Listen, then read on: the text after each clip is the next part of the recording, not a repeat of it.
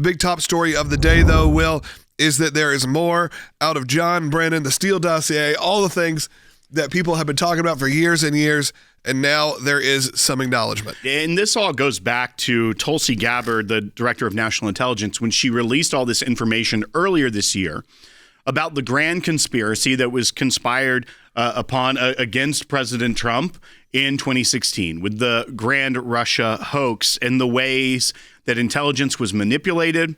And it went all the way to the top. President Obama tasking people with creating this new intelligence report, the summary of which was shifted around based off of things in the Steele dossier. And John Brennan, we had that famous line of, but doesn't it just ring true, when people in the CIA tried to push back on this? Now we know that there is a grand jury impaneled that is investigating John Brennan for his role in this. And how do we know this? In quite unusual move, through a letter from his lawyer to the chief judge in Florida, where this grand jury is impaneled, asking the chief judge to take some extraordinary steps to limit what the government can do and where they can use the grand jury, and with the stated goal of ensuring that Judge Aileen Cannon, who was the judge that was over the classified documents probe from special counsel Jack Smith, they want to ensure she is not the judge in this case. So, like I said, quite extraordinary, seeing a letter admitting to the fact that there is a grand jury probe. Normally there can be speculation. People can be like, oh, the grand jury's impaneled. This timing may seem like this. But we now know from the attorney of John Brennan that a grand jury is investigating whether or not crimes were committed in this Russia collusion hoax that he perpetrated on the American people and President Trump. Let's go back to just July of this year. You're going to hear Tulsi Gabbard. The ICA, the Intelligence Community Assessment, did not cite any report where Putin indicated helping Trump win was an objective. The opposite is true. With regards to the Steele dossier, we now know that one of the source documents that the Obama administration used in the creation of this intelligence assessment in January of 2017 was none other than the discredited, unverified Steele dossier. The House Intel report states, quote, contradicting public claims by then CIA Director Brennan that the dossier was not in any way incorporated into this intelligence assessment. The dossier was referenced in the intelligence assessment's main body text and further detailed in a 2-page assessment annex. The ICA, the Intelligence Community Assessment, that is one of the key launching points of the Russia collusion hoax. That is when the intelligence community had done many ICAs, intelligence community assessments, leading up to the 2016 election. After President Trump won, then President Obama ordered a new ICA. And what did John Brennan and James Clapper and Jim Comey do?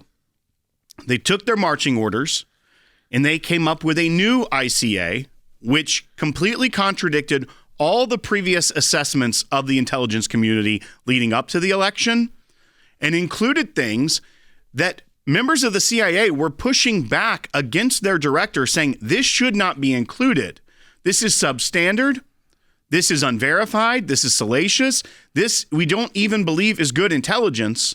But he said, you're going to do it anyways because, quote, doesn't it ring true? Because he was seeking confirmation bias. He knew what he wanted to believe and what he wanted the ICA to say and pushed the intelligence community to do just that. And that is what was the launching point for the Russia collusion hoax, for the Bob Mueller investigation special counsel, for the years of turmoil and waste of taxpayer money that the American people saw. This was one of the chief architects of that, John Brennan, former director of the CIA. And years later, we're seeing all the documentation that proves that they orchestrated this fraud and hoax on the American people. Yeah, I mean, we all knew it all along right. In some ways. It's something we talked about ad nauseum for years and years, that this was a lot of, I mean, at best, very loose intelligence. So now we have a new administration. We don't have the shadow of the Mueller investigation, which kept so much from happening in the first Trump administration. And we now know that the DOJ has a grand jury investigation being conducted against John Brennan. This comes after Jim Jordan, the chairman of the House Judiciary Committee, sent a criminal referral to the DOJ for him lying under Congress. We even have that sound where he said no. The Steele dossier was not used by the CIA. Let's hear it. We got bite 2 back in 2017. Did the CIA rely on it? No. Why not? Because we didn't. It wasn't part of the corpus of intelligence information that we had. It was not in any way used as a basis for the intelligence community assessment that was done. It was not. I mean, that is so definitive. It's not even the dodge of not to my knowledge. I don't recall. It was no several times. We didn't. It was not used in any way. It was not. 3 times he denies using that. Heard that before. Right. Doesn't end out well.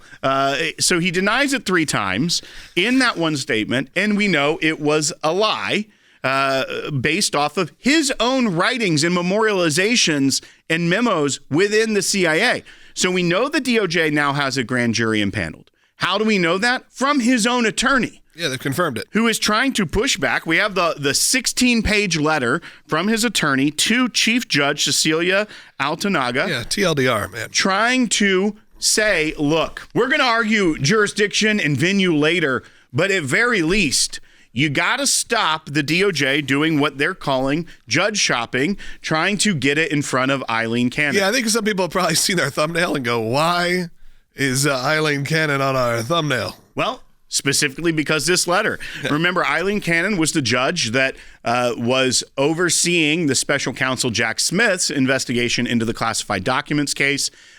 She ruled favorably for the defendant in that case, President Trump, in many instances in the ways that the special counsel was used. And because of that, they see her as persona non grata when it comes to maybe being overseeing their prosecution.